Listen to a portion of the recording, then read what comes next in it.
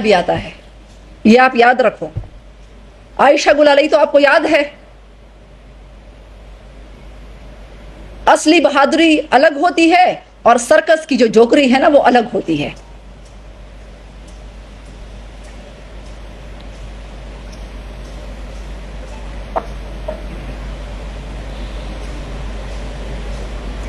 دیکھیں اس وقت جو صورتحال ہے خیبر پختونخوا میں دیکھ رہی ہوں، میں بلوچستان میں دیکھ رہی ہوں،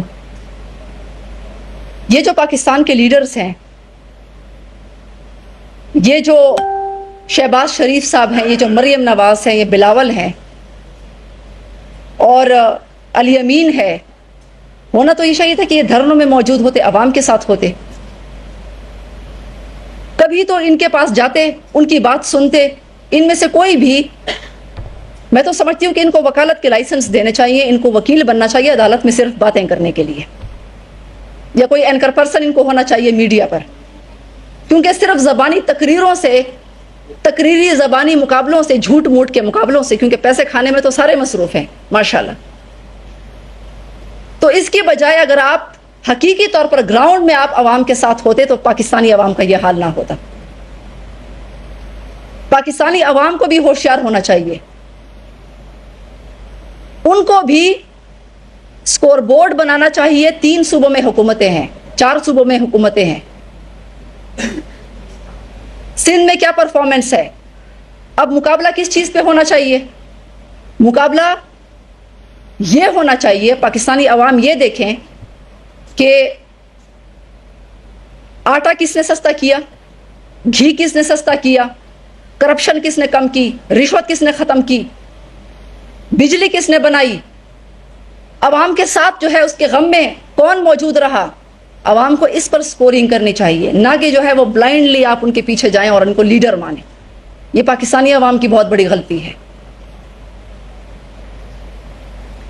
اچھا، میں یہودی لابی کی بات کر رہی تھی، تو یہودی لابی پاکستان میں کام کیسے کر رہی ہے؟ ایک تو یہ کہ دہشت گردوں کو جس طریقے سے خیبر پختونخوا میں بانی چیئرمین کے ذریعے لایا گیا، دوسرا یہ ہے کہ بانی چیئرمین پی ٹی آئی کے ذریعے نااہل ترین، کرپٹ ترین لوگوں کو صوبوں کے وزیر اعلیٰ لگایا گیا۔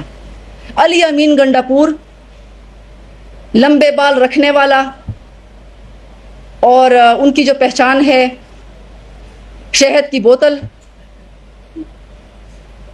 یعنی بانی چیئرمین کو کوئی قبائلی ایسا معزز شخص نہیں ملا، کوئی ایسا معزز سنجیدہ پی ٹی آئی میں کوئی بندہ ایسا نہیں ملا کہ جس کو وہ وزیر اعلیٰ بناتا۔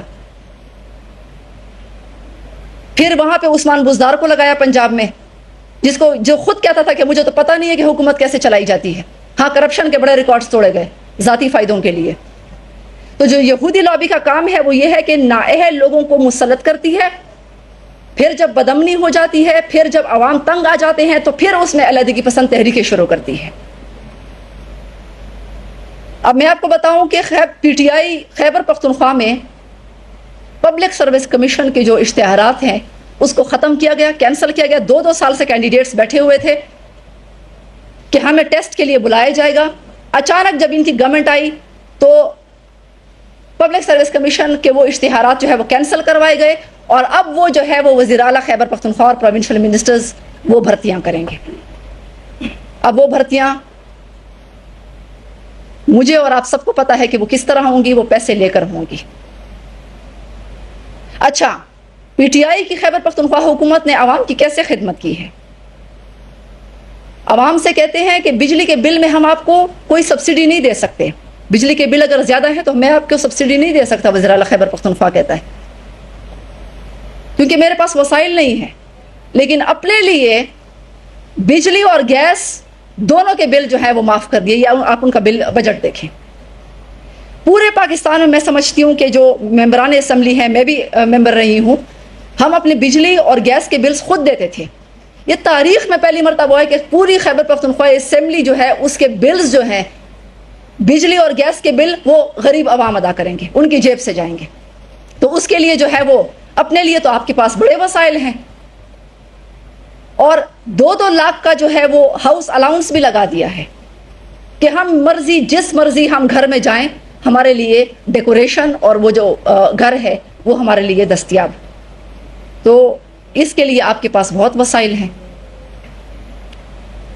اور تیسری بات یہ کہ خیبر پختونخوا کا جو ریسکیو 1122 ہے جس کی مشینری کو جلسے میں استعمال کیا گیا، میں آپ کو بتاؤں اس کے بارے میں کہ یہ ادارہ جب سے پی ٹی آئی حکومت میں آئی ہے کرپشن کا گڑھ بن چکی ہے. آپ ذرا صحافی، میں آپ کو دعوت دیتی ہوں، آپ ذرا جائیں وہاں پوچھیں لوگوں سے. آپ فزیکل ٹیسٹ بھی پاس کر لیں گے، آپ ریٹن ایگزامینیشن بھی پاس کر لیں گے، ٹاپ کر جائیں گے، لیکن آپ سلیکٹ نہیں ہوں گے. آپ ہرگز سلیکٹ نہیں ہو سکتے جب تک وہاں کا جو ریٹ ہے 35 لاکھ 40 لاکھ 45 لاکھ وہاں پہ ریٹس چل رہے ہیں گریڈ کے حساب سے.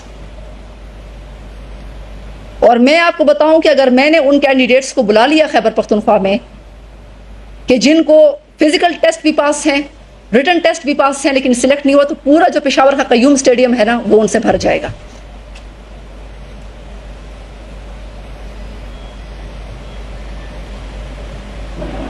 اچھا، میرا کوشچن یہ بھی ہے کہ جو جلسوں پر یہ اربوں روپے خرچ کرتے ہیں خیبر پختونخوا کے غریب عوام کے وسائل، اربوں روپے جلسوں پہ خرچ کرتے ہیں، کیا وہ پیسے جو ہیں وہ ہمارے قبائلیوں کو نہیں آپ دے سکتے؟ کیا خیبر پختونخوا کے جو جنگ زدہ تاجر ہیں ان کو آپ نہیں دے سکتے؟ ان کے نوجوانوں کو آپ روزگار کے لیے نہیں دے سکتے؟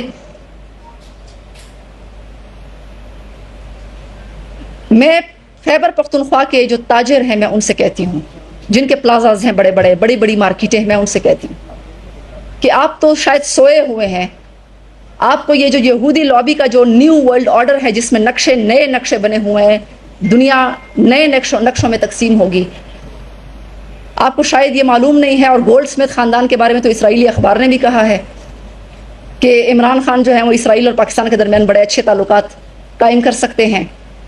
اور ان کے جو سیکرٹری جنرل ہیں رؤوف حسن، وہ ایک بھارتی صحافی کے ساتھ بات کرتے ہوئے جو ہے ان کا چیٹ جو ہے ان کے سامنے آئی ہے. اس کے علاوہ جو فورن فنڈنگ ہو رہی ہے، اور میں آپ کو بتاؤں کہ عمران خان تو اندر ہے جیل میں، یہ ان کا سوشل میڈیا کون چلا رہا ہے؟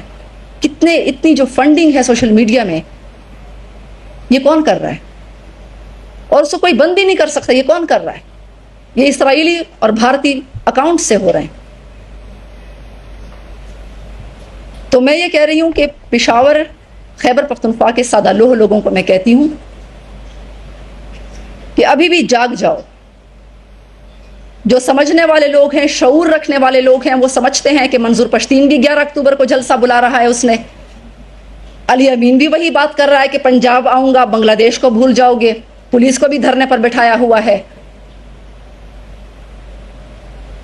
دہشت گردوں کے قبضے میں پورا خیبر پختونخوا دے دیا ہے. بلوچستان میں بھی یہ ہو رہا ہے. تو میں خیبر پختونخوا کے لوگوں کو کہتی ہوں کہ آپ لبنان کی طرح بڑے جلد موٹر گولے جو ہیں وہ اپنے پلازوں میں دیکھیں گے. نہ آپ کی مارکیٹیں ہوں گی، نہ آپ کے پلازے ہوں گے، کیونکہ یہ جو شخص ہے، یہ جو لوگ ہیں، یہ آپ کو خانہ جنگی کی طرف لے کر جا رہے ہیں. آپ کیا سمجھتے ہیں؟ یہ جو آپ کو سبز باغ دکھا رہے ہیں، آپ کیا سمجھتے ہیں کہ اگر پختونستان کوئی الگ جگہ جو کہ کبھی بھی نہیں بنے گی انشاءاللہ، حب الوطن پاکستانی کبھی بھی اس کو نہیں بننے دیں گے. ہم پاکستان کے اندر رہ کر اپنے حقوق چھیننا جانتے ہیں. ہم کسی کے ایجنٹ نہیں ہیں. مجھے بھی بڑی آفرز آئیں، مجھے بڑی آفرز آئیں کہ آپ اس تحریک میں شامل ہو جائیں.